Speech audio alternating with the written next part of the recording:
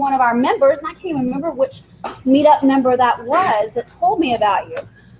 But we kind of emailed back and forth a little bit, and then I also, another one of our meetup members, April Holly, who does some PPC, some pay-per-click, Google AdWords stuff, kind of got hooked up with Michael, and he was helping her with some stuff. And so let me tell you that based on just what I've known, there are few people at Google that know any more about Google AdWords than Michael. So he could take this to a crazy level of difficulty with regard to Google AdWords, but we are not going to go there. But he works for a company here in Tempe that is actually kind of subcontracted by Google. Is that right? That's right.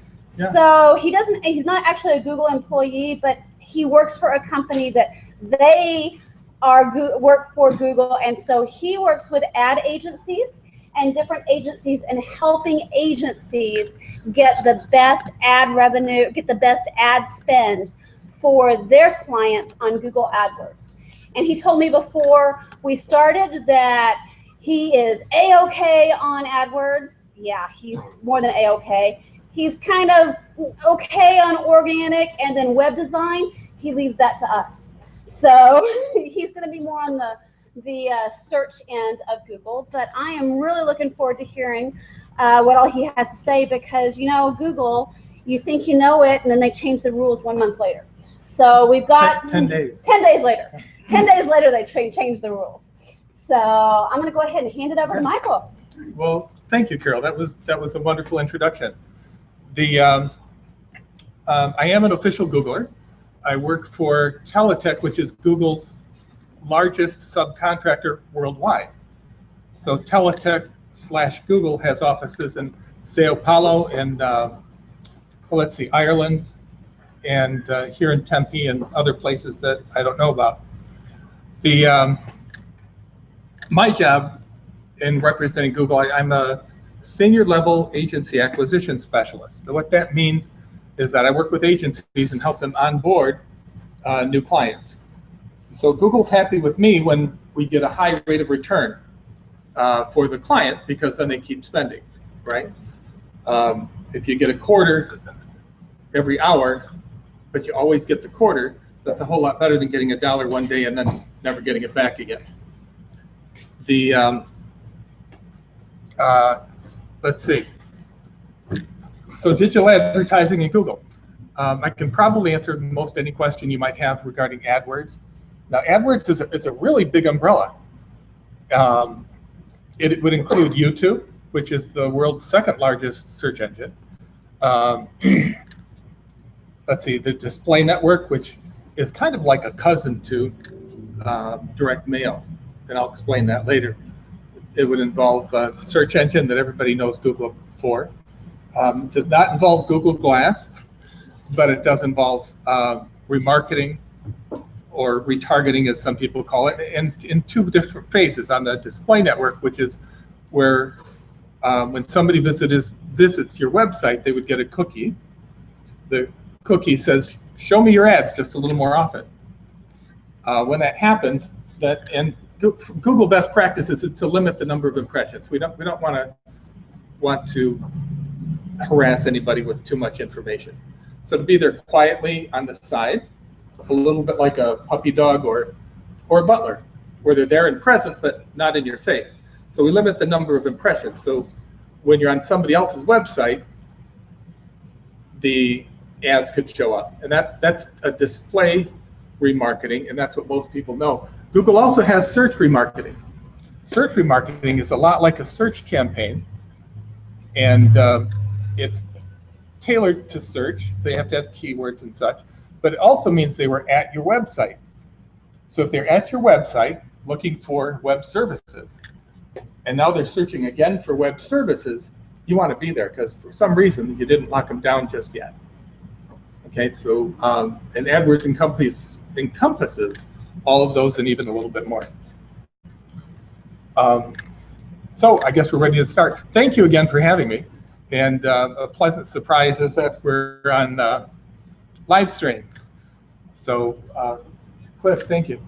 Now, Google, this is what we're going to cover. AdWords versus AdSense, organic SEO versus paid the PPC. And did you know that Google tracks conversions across multiple platforms? So that if somebody starts on their cell phone or on their laptop or desktop, they proceed further with that in their next device. So I might start on my laptop, and then I go to my cell phone in order to finish the trip to the store and make a purchase. Okay, and Google helps track that. It's pretty interesting. It's a lot of fun. Yeah. How do they do that? Oh, God bless you. I am in sales, and I don't know how they do that. It's if I were to guess, subject to correction, I think it has to do with approximations and an algorithm that tracks that along with cookies that identify what's going on. But I really don't have a handle on how it all comes together. I'm just totally intrigued by it. I think it's wonderful. But it would be like for someone if you are logged in to Google on your device, and then you're also logged into Google on your, if you're not logged in. Okay, so the question is, if you're logged into Google on each of the devices, that will help, definitely. If you're not logged in, they still get approximate results, and I don't know quite how they do that. Okay. But it is fun, isn't it? All right. Any other thoughts yet? Okay. How to get started and where to get help. Okay, so I'll give this number a couple of times. Where to get help if you're not an agency or a web server that has a lot of clients and you want to get into PPC. If you're not an agency, call 866-2 which is 866-246-6453. And they'll direct you to almost anything. Okay, so to continue. Yeah, YouTube is the second largest search engine, according to Infographic.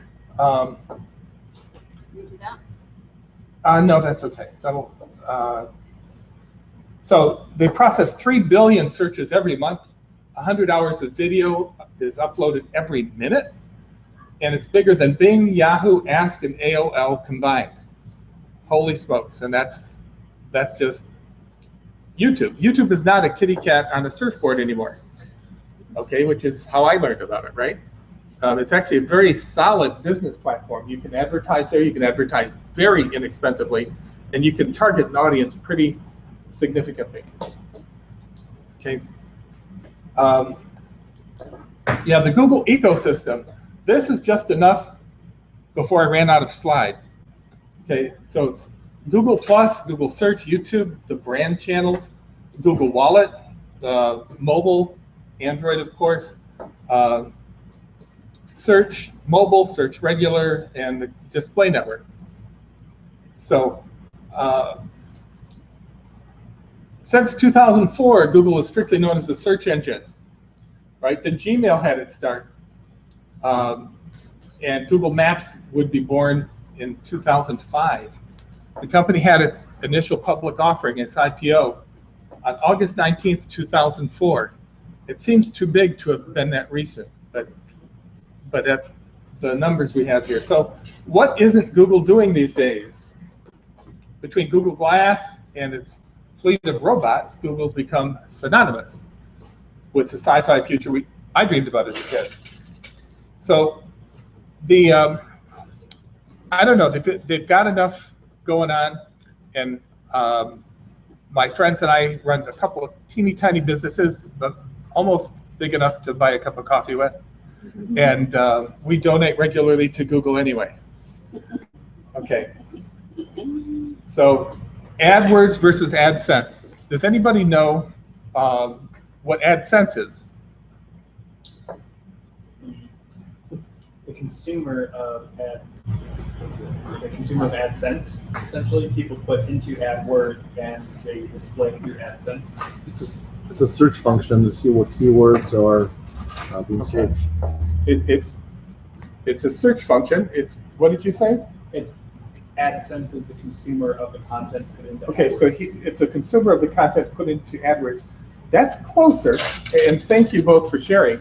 The AdSense is when you have a website, hopefully a WordPress website, right? And you have space on it that you're not using. You'd like to generate a little bit of cash for that space. The AdSense, if you have a high traffic, people might click on an ad that's there. So you provide the space, different sizes and shapes, text ads or banner ads, and you register that with Google, and Google will place ads there that it thinks is relevant. So it has to do with relevant content, coordinated with the website, blog, journal, whatever it's advertising with. So if you're an advertiser, you might end up anywhere on any of these, and that whole network is called AdSense.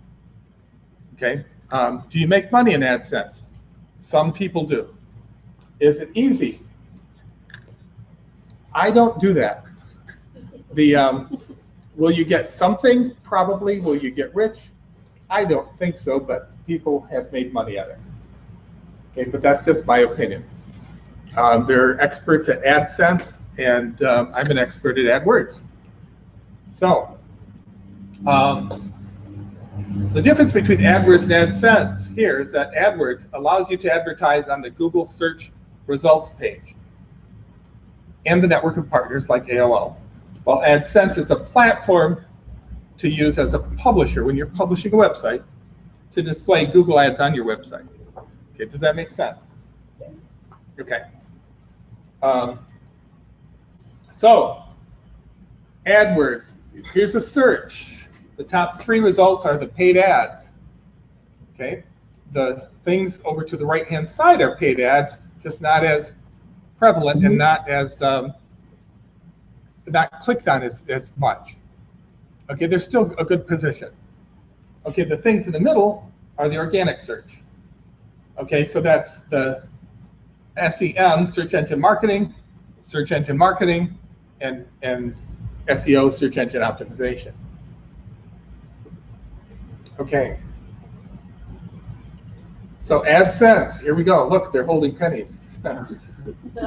Okay, now, this person had I pulled this off the net. This person had a website, and there's an example of an ad, a banner ad, and a rectangle ad. Hi, yeah. Sorry, may I go back to your previous slide? Sure, and what's your name? Wendy. Wendy, oh yes. Well, yeah. Okay. What about Google Places? That shows up. Yeah, Google Places would usually be in the upper right-hand corner, and that would be, my memory goes back too far. Tags, boost, places, plus, maps, all of it's part of the same stuff. When you do a search, Places will show up above the organic search if you're doing a search that's for a local physical thing. Right. So right. Are AdWords relevant if you've got a Places page? Okay, so the question is AdWords relevant if you have a Places page? Yes. Do you have any kids or nieces, nephews, right? Okay, can I have a cookie? Maybe yes, maybe no. How many times do they ask you? All the time, right? How often do you want your clients or yourselves to be in front of a search? All the time. So Places is free. You register with Google. They call the store or they send out a card, and it says, "Are you really you?" It's not perfect, but we do a good job at making sure that the right person is identified. And then you show up on a map with a little teardrop, and it says, "Gangplank is here," right? And then you can get phone number. You can get. It's good to use that when you have Google Plus, so you can tell people about. So people can make a statement, a social statement about whether they like you and how much. It's a little bit dangerous, so you don't want to irritate the consumer, but it's fantastic when you're traveling. You know, so does that answer it? Yeah, so even if I'm showing up in Google Places, I still would think about doing an AdWords, just to have my name and up actually there. you need all three. You have to do the organic, and I'd strongly and I would recommend highly you do Google Places. And AdWords gives all that an extra boost, and it has some extra features and benefits that you'll find really handy. Okay, so AdSense, that's the location of 2 ads for AdSense. Okay, and it could be banner ads or text ads. So the difference between search engine optimization and Google AdWords. Okay, here we go. All right, now here's something that everybody in the room does. You just built a website. You want to increase the traffic to the site. Which is the more effective medium? Search engine optimization or Google AdWords? One or the other or both. So let's take a look. When it comes to promoting a website, many of us imagine that organic search engine optimization, SEO, and Google AdWords, which is SEM, search engine marketing, they're on opposite sides of the fence. Okay, and there's pluses and minuses to both, for sure. You get zealots who say, absolutely, we have to have this. And then you get the other guys that say, absolutely, we have to have that. And they're both right to a degree. And I'll explain further. Pros and cons of AdWords. When you consider the vast number of websites competing for top spots and popular search engines, there's comparatively less competing pages in Google AdWords. It's a matter of whether you know how to read statistics and understand the details, and I'll be glad to explain that towards the end if you have more questions about it. But even though Google's the largest search engine, you've got less competition there for your dollar than you do on other search engines. Okay, your ads have a better chance of exposure to your target audience, even when using competitive keywords. A competitive keyword is a keyword that many people use. So it's a popular one that grabs attention and gets results. So Google runs on an auction basis. The search engine runs on an auction basis. So anytime a search is done, the system will ask itself, who's bidding on this word or phrase, this keyword? Okay, what are they bidding? And if you bid high, you'll be on the top of the page. If you bid a little bit lower, you'll be off to the right-hand side. And if you're not competitive at all, you won't show up at all. Okay, so a competitive keyword is going to be one that gets you way up high and you bid there. And if you know how to use the system, you can target an audience and get a good rate of return even with the competitive keywords. For those of you that understand AdWords a little bit, something that would work to your advantage is to use long tail keywords. Long tail just means the keyword goes on for a while. You don't want it too long or nobody would ever type in all the words, right? So if you say pizza restaurant, that's pretty broad. If you say pizza restaurant near me, then it uses maps, etc. to help you. Say pizza restaurant this zip code, well that's pretty specific and that's more of a long tail, so the likelihood of you getting the results you want and the people you want is much higher. Okay, do you back up just one? Yeah, once you set an AdWords campaign and Google verifies your ads, because Google has all these robots that check ads, you'll instantly start to receive targeted traffic to your website, instantly meaning within an hour, resulting in sales leads and potential new business. So it's Google's job to bring high quality, relevant traffic to your door, to your website. When we do, it's your job to not leave the door locked, right? And that's where your expertise is critical. So my recommendation is whenever you're considering marketing for a website, listen to a radio in the back of your mind. It's an old radio station I learned 100 years ago when I was in college. My kids tell me 100 years ago. Okay, and it's called WII-FM. What's in it for me? Right? So you go to a website, don't think about what you're presenting. Think about you're the user. Okay, and I just showed up at the website, and what's in it for me? I'm on a cell phone, because you advertise to cell phones. Is there a click to call button? Well, I hope so, because Michael, myself, I'm not going to remember a number and then be able to type it in. My thumbs are too big to type it accurately, and I don't want to remember. I want the convenience. Is it right there? Is the keyword I typed in pizza? Do I see a pizza? Is the word pizza there when I show up? That's going to be relevant. Then the likelihood of you hanging on to me is going to be that much stronger. Okay, so sales leads and potential new business. All right.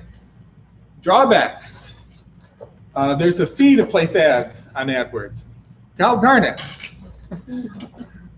Okay, so if your ads are not targeted correctly or the keywords are not relevant, AdWords could be draining money out of your marketing budget. Not could be, it absolutely will. Okay, you ever hear a story about a sailboat? I'm a sailor. I'm in the desert. Holy smokes, right? But I'm a sailor. So a sailboat is a hole in the water that you throw money into. Okay? If you're not careful, most boats are like that. Now, AdWords can be like that. I talked to a fellow last week. He's in Montreal, Toronto. Okay, and he said AdWords is terrible. All it does is steal your money. Okay, but he needed help. So we looked at the campaign he built, and I asked him I said, no, you're an agency, we'll build it for free for you and load it into your client's account. It'll be shut off and not running, but I really can't fix what you did. Okay, so what he did is he had the default geographic target for AdWords is the whole world. Okay, how long did his $50 last? Just long enough to turn the lights on, right? He's advertising the whole world, so we narrowed it down to a radius around the apartments he's advertising. Okay, so the next thing he did wrong, that he didn't have any negative keywords. A negative keyword is critical. Now, if you have a negative keyword, it means if somebody types in this word, there's no way the ad is ever going to show. Okay. Example of a good negative keyword. 2 examples. First example is when you go way, way back. I started in 2010 representing Google and getting trained on these things. And I had a campaign for a jeweler in Chicago. Now, at that time, Manning, the boxer, was in Chicago. And he kept showing up in the various things. We go, behind the scenes, behind the curtain, you can see what people were typing in to make the ads show up. The Manning this, Manning that, Manning this. Well, of course, thank goodness my client didn't have to pay for any clicks. And I asked my boss, I said, well, what's going on? He said, well, what are your negative keywords? And I had a list of standard keywords, a few that were specific to the situation. But where does Manning work? He works in a boxing ring, right? So this guy is selling wedding rings and engagement rings in the springtime, and Manning works in a boxing ring. So somehow people are typing in something about boxing rings, and my jewelry ad's showing up. So we had a negative keyword for Manning, a negative keyword for boxing, and they all disappeared. Now, if we added a negative keyword that said boxing ring, that's not the best way to do it, because then ring will also negate the ad. Okay? Thoughts so far? Okay. Tight regulations. Holy smokes, yeah, Google's got regulations governing their ads. A breach of the rules can mean lifetime deactivation of your AdWords account. Lifetime, that's a long time.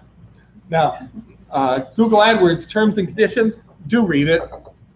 Do you read your insurance policies? No, you should. A few things, right? Do you read your mortgage on the house? Probably not, but it would be helpful if you do. You're going to learn some things. You don't have to know every absolutely thing, but basically with Google is every year, even though I'm a subcontractor, Google sends out a policy paper that I have to sign. Okay, and one of one of the statements is there is that I vow not to do evil. So if you've heard that about Googlers, where they have to not do evil, that's true. Okay, and their terms and conditions are basically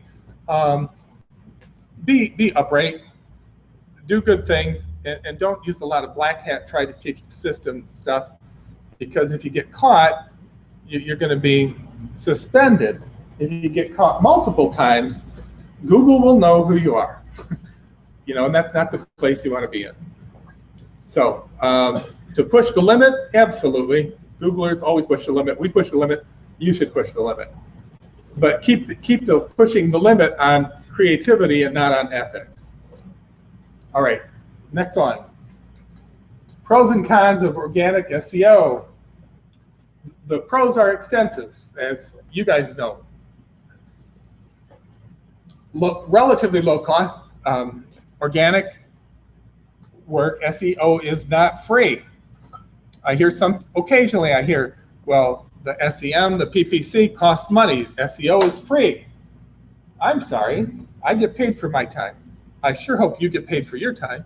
If you're not doing SEO regularly every week or at least every month, okay, you're negligent. It changes that often. You have to stay on top of it. And that time costs something. If you do it for somebody else, you get paid something. So it's relatively low cost. It's less expensive than AdWords typically, but it still costs something. Now, there's many SEO strategies to fit your online business, such as on-page SEO, press releases, content marketing, social media, important marketing mix, link building that can really improve your web presence. Anybody tell me about link building, or how all that stuff that I just read off has to do with how relevant is your website. How many people go to this website, okay, and it is when they arrive there, is the website relevant? Does it contain the things that it promised it would? So the more people that touch base, touch it and see, and yep, that's Cliff, and he's not a bar, he's a guy right here, Cliff Bar, okay, got it, right? Okay, so if that's real, then Cliff's going to get a higher quality score, better ranking in SEO. You didn't know that, did you? All right. Other things, it would be a YouTube brand channel. You can get one free, post relevant videos there, cross-link it to each other, so your web page and the YouTube page can find each other easily, and that helps the SEO as well. Does embedded videos count the same as linked videos? I have to ask my SEO guy. A linked video, my guess is that a linked video would have more weight because the embedded video is just there. It's an audio video text, right? A linked video says, these folks sent people over, we'll send people back. And that's my guess, but you have to check with the SEO expert. I'm adequate SEO, but I'm the AdWords expert. Okay, thank you. There are also cons to using the SEO as your primary source of digital marketing, so that if you're targeting a broad keyword such as computers, your conversions that is the best way to do SEO. Okay? Not only that, but some keywords are so competitive that it may take months before you see any traffic. Okay, that's the hard part. That's why you have to do it weekly, every week. You have to do some SEO, a little bit here, a little bit there. Don't spend hours and hours on it, but do spend time. Now, to maintain a top position, you'll need to monitor your keywords, keep a close eye on your competitors' keywords, and differentiation will make you stand out from the crowd. Again, the phrases or long tail keywords come in more handy. My personal experience, okay? Okay, the next slide. Why they work best together. SEO and Google AdWords complement each other. So organic is effective in driving traffic to your site, while it can be shaken up by search engines, helped or hindered. usually get back to the top pretty quickly if you conduct your SEO campaign methodically. So like I said, every week go in and tweak things, watch your neighbors, and see what your competitors are doing. AdWords can also help drive traffic in competitive niches. When you're building a website presence. Okay, competitive niches. So if I need to reach General Bulldog at the Pentagon to sell a widget to the military, okay, they have a request for proposal. And gol darn it, my brother has this manufacturing company and he never sells these things, but now they want them. Well, we're going to give a presentation to the military. How do you get in there? How do you let them know that you have a product that might be acceptable? One of the ways could be to put ads in front of those people. So how do you do that? Does Google know everything? No, it's a fun story, and I myself make jokes about it. But Google does know where police officers have a tendency to hang out on the internet. In this neighborhood, right? Ballerinas tend to hang out on the internet in this neighborhood. Okay, bass fishermen over here, wealthier people here, not as wealthy people here, and then they cross over each other a little bit. Okay, now that's what I meant when I said the display network is a cousin to direct mail. In direct mail, I can send flyers out in Marin County in the Bay Area to women over 35 that drive Porsches. Okay, I can filter this and filter that and filter this and get it in the mail and off it goes. Okay, can Google do that? Almost. Not quite, but almost. Google knows where sports car people hang out on the internet. They know where Porsche people hang out on the internet. And they overlap quite a bit, those two. And then they can identify gender and age, approximate age, and approximate gender. Now, could your significant other be using your computer? Sure, but the ads would show to that computer. Okay, so we can target that pretty well, and that's where you should use it. The display network is less expensive than the search network. And it gets results, but it has to be measured differently. All right, now this I took from a blog post from Rob Ho, digital marketing executive. Yeah, can you highlight that? Will that highlight or no?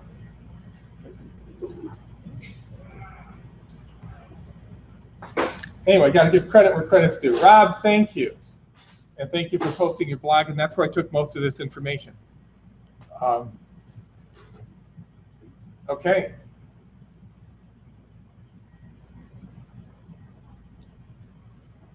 Back, Mr. Wizard, Mrs. Wizard. Okay. So, and again, Google tracks conversions across multiple platforms, which is fun.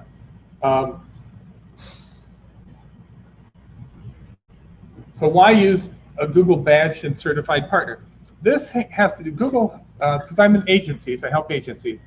To become an agency means you get clients and hang out a shingle. To become a certified agency means you have to take at least 3 tests and pass them about Google AdWords, the display network, YouTube, analytics, that type of thing. Okay, Google has this test this high. Now, the tests are not overly difficult. You do have to study for them. You do not have to be a geek. God bless you, you're all geeks. I'm not. You do have to study for them. Now, the most important thing for me, when I take the tests regularly every year, is that to remember that the tests are written frequently by people where English is not their first language. Okay, so you go in and read the script, right? Here's the question. Oh, okay, no, read it. What does this mean? Okay, but you can't ask anybody because it's a private test. But once you learn how the person that wrote the test that year was thinking, it's easier to do. All right, so kind of like a friend of mine was organizing a set of slides to present to agencies, right? And one of the questions he asked, it was, what's the first thing you do when you get out of bed in the morning? Right, first thing you do. Well, what I do is I take my phone, Android, I take my phone and I shut it off, because that's my alarm clock, right? Okay, I usually then get out of bed and hobble over to a chair and see who's texted me, who's on Facebook, whatever that's important to me. I check a couple things and then I start my day. Now, when he was asking that question, he said, before you even wash your teeth. Okay, now, if English is your first language, you brush your teeth, right? So those types of things are what you run into from time to time. But as you can watch videos on YouTube about how to take the test. If you're a Google partner, the tests are free. I think they're free anyway at this point. They used to charge $50. So don't hold my feet to the fire, but I think they're free anyway. If not, then sign up as a Google partner and access it through that interface. They're certified. The partner certification, badge partners is a Google agency that is certified, that's done business for a period of time at a high enough level that we know that they're in business for real, okay? In addition to that, they follow Google best practices, because even the partners have scores, quality scores. How sophisticated are they? Are they using all the benefits inside the AdWords account? A lot of the benefits are in, let's see, I'm reading the tabs in the back of my mind, so excuse me while I go look at this in the back of my head. All right, so you've got campaigns, ad groups, keywords, etc. All these tabs, and then there's ad extensions. The ad extension tab has a drop-down menu, and the drop-down menu has a lot of different extensions. So you've got a call extension for people to phone call. You've got a location extension. You link it to Google Maps. You've got a site link extension. So if you have men's shoes, women's shoes, and children's shoes, you can have a shoe ad and then have a site link for each of those underneath it. That's pretty fun. What does that cost? It doesn't cost anything for people to read it. It only costs the same as any other click when they click on it, but it puts you a little bit ahead of your neighbors. They also have call-out extensions and snippets. Snippets are new. They're still in beta. And if you do any AdWords, I would encourage you to check that out and use them. Okay. Other questions right now? Okay, I'm moving at a fast pace. I want to make sure that we have time to get through the slides and also to answer any questions that you all might have. So I think that's it. Is that good? Okay, fantastic. So, SEO, SEM, use both. Google Maps, thank you. And do that, it's free. YouTube account, a business account on YouTube, your own page is good to have, and then put your videos there.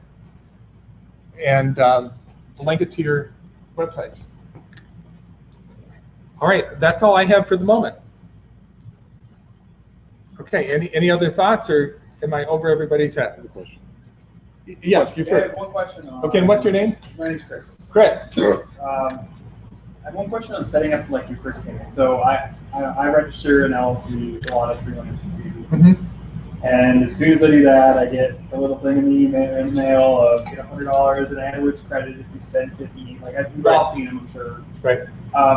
If I were to do one of those, obviously it's not an easy process from I'm not an agency, it's just me doing my own stuff. What is the first thing I should look out for in my first campaign? Like if I'm just going straight down. Let me tell you the first thing for your wallet. Okay, put in the billing information and put in the coupon right now. Okay. Because if it goes 14 days beyond that, the coupon's no good. Okay. Okay, so save $100. Awesome. Okay. The second thing, what should you do? Watch a YouTube video on AdWords 101, Okay. and don't do it yourself. Call 866 #2 Google. Okay, and they've got people who will help you with that. If you're persuasive, and I think you will be, they might help you build a campaign and load it into your account. Okay, shut off, because we never touch people's money on that stuff. You do the billing and you turn it on. You're the only one who can do that. Okay, but watch the video, AdWords 101, on YouTube, and then call in and get some help. And that will work well. And when you check it yourself, the things to check are just like the fellow I talked about in Toronto, is check the geo-target. Is it the whole world? You better have a wallet just as big. Okay? Is it all day, all night? Maybe not. If you just do daylight hours, then the money that you're putting into it will be more compressed. So if you put $50 a day into, let's say that's what, $1,500 a month, you put that into an account, but you compress it to 12 hours, you really have a $100 a day campaign, right? Okay, if you have a 30-day month, and you only run it the ads Monday through Friday, or any other 5 days that work for you, you go from 30 days down to 20 days. So again, you increase the punch of the investment you have. Okay, and then check ad extensions, and use absolutely every extension you can possibly force into that. Okay? There's like you said, a spending limit. Like, so if I all of a sudden I want to say my budget is, let's say my budget is $60 a month, it's total minimum, but I'm just trying to go for easy numbers. Okay. I could say don't go over $2 a day, and then can you do that? Or? You can do that. Okay. Okay. How AdWords works is the daily spend will fluctuate up or down 20%. Day to day, it's 20%. You'll be 20% over, 20% under. And by the end of the month, Google will guarantee, if you don't change the daily spend, then by the end of the month, Google will guarantee that the 30 days doesn't exceed, or 30 point whatever doesn't exceed what it's supposed to. Okay. Okay. Now, if you want to get extra advertising, so Google shows your ads more often, and then they say, oops, we can't charge you for that, use the display network. Okay, when I see that mistake happen, that's where it happens. Oh my gosh, I got 1,000 impressions, I'm billed this much money, it's 3 times my daily spend. Well, if you go to your billing, let's see, billing, you go up here, there's a bell and a little cogwheel, you go up to billing, you're not charged for that. Okay, but you got the benefit of it, so use some display advertising. And call 866 number 2 Google, because they'll help unscramble that as well. Okay, and you had a question. I think you answered. It was similar on similar. Okay, similar question. Yeah. Chris, I can tell you one of the biggest mistakes I made. I manage 2 Google AdWords campaigns. I am not an expert, but I use 866 Google. And so I have these experts help me. And the biggest mistake I made is whenever I've set the campaign up, and I've kind of learned and evolved over time. When I set the campaign up, I said, okay, I have 15 keywords and for different products. This one was specifically for licensure preparation. So people who are trying to test for a licensure, and this is licensure preparation materials. And so there's licensure preparation for clinical, bachelor, different levels. So I thought, okay, great. I'm going to put all these keywords. I'm directing them all to the home page of this one site. Then I realized, oops, that's all one campaign, and I didn't have a very good relevancy score because Google wanted to know that I was delivering good results. And so the user would go to my page and go, but I was looking for something more specific and you dumped me here.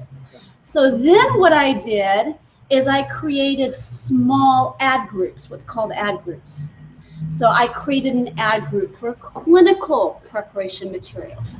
Then I created an ad group for this preparation materials and this. So I separated my ad groups, but I still dumped into the home page. I was a slow learner. So then, I was getting better. I was like kind of learning a little bit. So Google was directing people better to me. But as a web designer, I wasn't delivering them to the place that they needed to be. So then after that, I was like, okay, I need the magical landing page. I now need the landing page for clinical preparation materials. And so then when I built that page, I made sure that those keywords that were on that page were consistent with the keywords that I was trying to rank for that ad group, which is what I was driving in. So what I learned is I started with this huge big lake, and then I finally figured out that I needed to dig little bitty puddles and then funnel the right ones to those puddles. So my AdWords campaigns have really evolved over time. Again, there's still so much I can do with them. I know that I don't know as much about what I could be doing with them. But that was the specificity, I think, was the thing that if I were learning all over again, that's where I would go first. Does that make sense? Excellent. Great. Thank you. What she said. So let me recap it with another story. I'm a storyteller. That's why I'm in sales, right? Okay, so let's say you've got the shoe store. Your keyword is shoes, or men's shoes, women's shoes, pink pumps, whatever's appropriate, right? You send them all to the home page. Is that relevant? Are you listening to the radio station, WIIFM? Are you in the user's shoes? What's in it for me? Okay, I want pink pumps, and here's steel-toed work boots. Okay, so as a web designer, you want to organize and segregate these things into little pockets, little ad groups, so that each ad group will have specific keywords that will go to that specific page. Does that make sense? Yeah, and then you limit your keywords, and then it works out much better. Okay, and watch the video and call 866. Great, good question. Thank you. And now, does anybody have a specific question, something that they're working on right now? Broad match, phrase match, those kinds. Exact match. Exact match, thank you. How important is that? Critical. Whoa, Okay. I don't get those. But let me walk you into my favorite way. Okay, first, a little bit of an explanation. A broad match keyword is a keyword that is really broad. It could have a lot of implications. I was just talking about a shoe store, right? And all these different kinds of shoes. Okay, a broad keyword would be shoes. Okay. A long tail keyword would be pink pumps in Atlanta. Okay, so somebody typing that in would be more likely to find them. So you want to have it a little bit longer. That's helpful. Now, a broad match means if that word shows up any place in this paragraph I just typed in, I typed in a lot, and now the shoes shows up. Well, shoes is going to pull shoe things, and every other word I typed in is going to pull those things. Okay, what I would recommend, not Google's recommendation, although maybe it is, but Michael's recommendation is that use broad match modified keywords until you learn the system. A broad match modified keyword is a keyword that has a plus sign in front of it. So, pizza restaurants in Tempe. Okay, that's a good string, right? Pizza restaurants in Tempe. If I have a plus in front of pizza, a plus in front of restaurants, then those words must be there, or lunch restaurants. Okay, those words absolutely must be there, and the rest of them are highly preferred, but not guaranteed to be there. Okay. So is that, what's that called? Is that's not phrase match? No, that's broad match modified. I know, that's one of those changes we did. Yeah. Okay, so broad match, if it's modified, is good. A phrase match is in quotations. So a phrase match says to the system, when it sees the quotation marks around the keyword, it says, this word or these phrase has to be there. Nothing can be in the middle of it, but you can have things before or after the quotations. That's a really good one too. Okay, I like broad match modified because I type words this way, my girlfriend types them that way. She's correct, by the way. And but if it's phrase match and you switch them, you won't. The ad won't show because it's okay. Broad match modified, if you switch them, the ad will show. So like if you do broad match modified instead, like if you said your example, pizza restaurants 10B, and you did plus instead of restaurants and restaurants 10B, you could possibly show up for someone just generally searching for restaurants in 10B. Well, no, because you had the other words in there too. Okay. All right. Okay, so that'll help qualify it. Okay. Okay. Is there an optimum length for or optimum number of words in a phrase that you should use? Do you get penalized for? Oh, Do God have a bless you. long You tail? are a techie guy. The optimum length, it's an excellent question. Excellent question. There's not optimum. My experience and my preference, it fits my personality as much as it fits the system. I like things 3 or 4 words long. That's just what I like, with a couple of exceptions. There's some things that you type it in, you want that. Okay, broad match, that's what I want. What would be one? Plumber. I want a plumber. I want a plumber, right? Okay, you don't want to have plumber near me, inexpensive plumber who comes out at 2 a.m. You don't want that. Just plumber help, right? And there's other things like that. But for the most part, 3 or 4 length, it works really well. And remember the negatives. Okay, if you want to know what negatives you should put in, type your phrase in, do a Google search, and see what weird things show up. And then put a negative keyword for the weird thing. Like Manning, right? Yes. What about spelling? Spelling.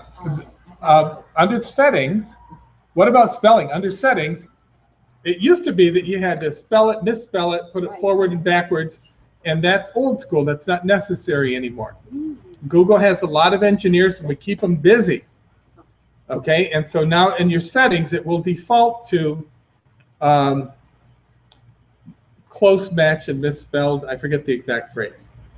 Well, I have 2. One is theater and theater. Mm-hmm. And English and American, Right. well, no, actually, now there's a whole thing about whether it's a physical building or whether, if you get to the theater people, they're all over it, but I don't care. But I'm just wondering if it matters for AdWords. I mean, it's really theater or whatever the new cool phrase is. It doesn't matter for AdWords, but you need to know your business or that business and advertise the word that people are most likely going to type in. And then what about website? Should it be 2 words or 1, and does that matter? Or do you have to do both? God darn it. Ask me a question I don't know. I should. I'm going to limit you to questions. All right, no. Website, 1 word or 2. I put both in. I don't know if I have to. I don't know if I have to. But I just automatically put in both. Do you ever have, because I feel like some of my keywords compete with each other. So sometimes I find myself putting so many in, and then I'm like, am I doing harm because I'm competing against myself? You are doing harm if you compete against yourself. Michael's rule for number of keywords in an ad group, okay, is 4 to 10. Okay, can go as few as 1. Okay, fewer is better, and then add more ad groups, okay? Another ad group, another ad group. And then the system will bless you for recognizing it. What about campaigns? When do you create a brand new campaign versus ad groups? At the campaign level, things that you set. The question is, when would you create a new campaign as opposed to the ad groups inside the campaign, right? A campaign level, you set geographic targets, budgets, a couple of other things, but mostly really broad stuff that's not going to change much. So the campaign settings are at one level. An ad group setting is at another level. If you have the campaign settings for the X and the ad group level is for Y, the ad group will override the campaign. Okay, so when would you add a new campaign? The things I work on is rarely. I can't say never, because never is a long time, but rarely. Okay, if there's a bad quality score on the campaign or in the AdWords account, it's better to call, what's the number? 8662 Google. Okay, and get a new customer ID. Just shut it down. Don't run it. Save it for statistical reasons, or get rid of it altogether. You can now you can hit a button that says, Google, please get rid of this. But the you want a higher quality score. Otherwise, if it took you 6 months or a year to get this up and running, and it's got a really low quality score, how long do you think it'd take you to get it back to zero? 6 months or a year, quite possibly. And then you'd get the good quality score that you earned. Does that answer your question? Okay. Okay, yeah, so the campaign level has the broadest settings. The ad groups should be themed and tightly themed and have the keywords directly related to each ad group. The fewer keywords in each ad group, the better that'll run. It works if the ad group will go to an exact page on the website or an exact section inside a page on the website. Okay, and remember, always play that radio station, WIIFM, and pretend that you're the user. About retargeting, any tricks of the trade on retargeting ads? Retargeting and remarketing. I like remarketing, but they're the same thing. Yeah, when you do remarketing, this let's go back to the shoe store. You've got men's shoes, women's shoes, and children's shoes, right? 3 basic departments. Retargeting will default for all visitors. Okay, and we got 2 kinds of retargeting. One is in the display network. Another one's in the search network. The display network will Carol gets an ad. She goes on my website and she gets a cookie, and the cookie says, "Show me Michael's shoe ads a little more often." Okay, so we set a Google best practice is to set the number of impressions per day and limit that, maybe 3, 5, or 7 per day per ad group, depending on the situation. You don't want to bug people or they won't like you. You want to quietly remind them. So let's say we'll pick the number 5 for this discussion. You pick, the ad shows up 5 times a day if your computer's on for each ad group. If it's all visitors, you're stuck. You can't remarket, retarget specifically. If you have down to men's, women's, or children's, you can retarget to each of those groups. That's pretty cool. If you're sophisticated, a little bit practiced, you can remarket down to the exact pair of pink pumps that you were looking at. Okay, so we have a pink pump ad that will follow you. Follow is a little too strong. It'll show up intermittently 3 or 4 times a day until you come back and buy them. I call them stalker ads. Well, a lot of people do use it that way, unfortunately. But Google doesn't like it, and they will encourage that to stop because we don't. Google's the big white elephant sometimes, and even if it's not a white elephant, it's a big company. We know that we're the biggest, and we want to behave, do no evil, right? So it's a Google best practice not to harass anybody. Okay, to be quietly present, absolutely, yeah. Okay, but don't bug people. So if you were looking at Androids, I know you don't, you look at Apples. But if you were looking at Androids, and I'm the ad, and I just hang out here for a minute, or I say, gosh, this is great. Look at all these cool features. Right? And I do that 3 times a day. She'll go, all right, Michael. Okay, but she's not going to be really PO'd. Okay, but if it's, look at this, look at this, look at this, then you don't want to do that, and you don't want your clients to do that. Right. Great questions. Yes? What if you have 2 websites and 2 separate sets of SEO and SEM for each site, and one's directing traffic to the other? Okay, if you have 2 websites, a different marketing, SEO, SEM in each, but one directs traffic to the other. Okay, I understand the framework. Now, what's the question regarding that? So does SEO and SEM does it factor in on this site that's directing traffic here, or does it just take it from this site? Primarily from the site, from the first site. Okay. Okay, however, it does affect the SEO indirectly, but if it's a jump site, okay, you can't run AdWords to it. Sure. Okay, because Google won't let you bait and switch. Okay, well, yeah, but my site doesn't bait and switch. It's just an encouragement in the right direction. Could be, but the rule is you can't bait and switch. You can't redirect immediately. You have to land on the site that you're advertising. So if I use like Yoast SEO, you know what that is? Yeah. Yeah, so if I use them and targeted their keywords within the site that I was redirecting, it still wouldn't even pull those keywords at all? That's an SEO question that I don't know. Okay. Okay. My guess is that it would be inappropriate, and I don't know what advantage there would be to that.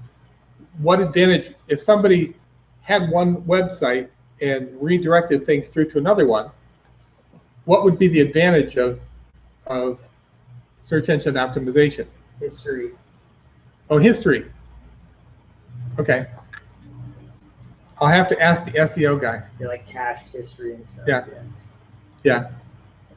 That's a good question. I wish I knew the answer, but thank you. All right. Did you have one? No, I didn't. Oh, don't pick on me. Okay. Great. Well, I think that's it. Thank you, everybody. The website, web space site, Merriam-Webster is web space site. The AP style book